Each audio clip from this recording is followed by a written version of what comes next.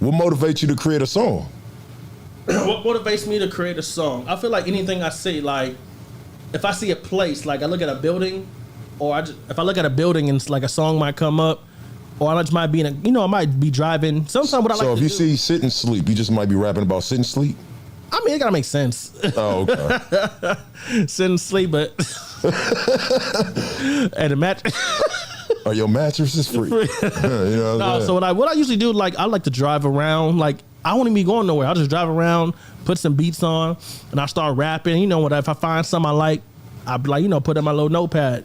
I don't like being in the studio and just writing because that's too cliche to me. You know what I'm saying? So I might go to the beach, or I might go get some food. I might go do something out the ordinary. I might go to a theme park by myself. You know what I'm saying? Right. And just listen to beats and just listen and write.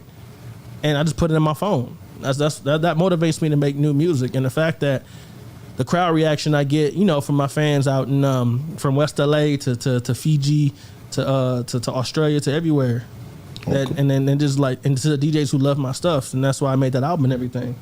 So I wanted to make the album just like, just to say I made an actual good album. And then I got the blessing from my uncle Kokane. Shout out to Kokane when he listened to the album. Shout out to Kokane. Yeah, he checked the album out. He said nephew that he said you gave him what they wanted. So you don't give him fast food. Give him a slow cooked meal. Right. Because everybody that digests better. Right. So it took me 3 years, maybe 3.5 years to make that album. Because half those songs were like 2-3 years old. That's what's up. So yeah, that's what. So when Kokane gave me that advice, and he gave me that advice a couple times. Right. So being a mentor and OG he told me, why give him fast food when you get somebody a slow cooked meal? Because ain't nobody gonna turn down no home cooking. Facts. Nobody. He always give game. Always. How'd you meet Kokane? I came met him through you. For the people that ain't know, what I mean? If y'all want to meet Kokane or y'all need a verse, man. I met Kokane. Like I've emailed Kokane a plethora of times, but I didn't get an email back. And then one day he hit me and said, "Hey, bro, I'm about to interview Kokane." So I get there to the studio. I forgot where the studio was at. And then we're there, and I see him. I said, "Hey, my name is Datta Boy." He's like, "Oh yeah, I seen your emails."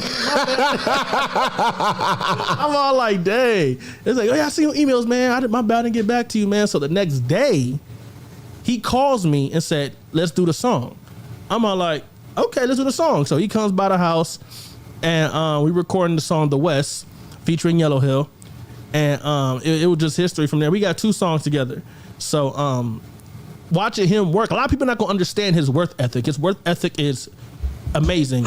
Watching him record at my studio, and the fact it's like how he puts everything together and he's showing you his secrets to what he does. Mm-hmm. It's just like watching it's watching a legend at work. Fact. And I'm sitting there like, man, this is amazing. Like I've seen legends work, I've seen legends perform, but I could say like watching Kokane in the studio was a legendary thing next to watching Big Fiji perform at the festival. I went to a festival with my family in San Jose, the Polynesian Festival, on the festival, and I got to meet Fiji, and he was, like I said, he's like the Michael Jackson of Fiji, like for real, like you can't get near him.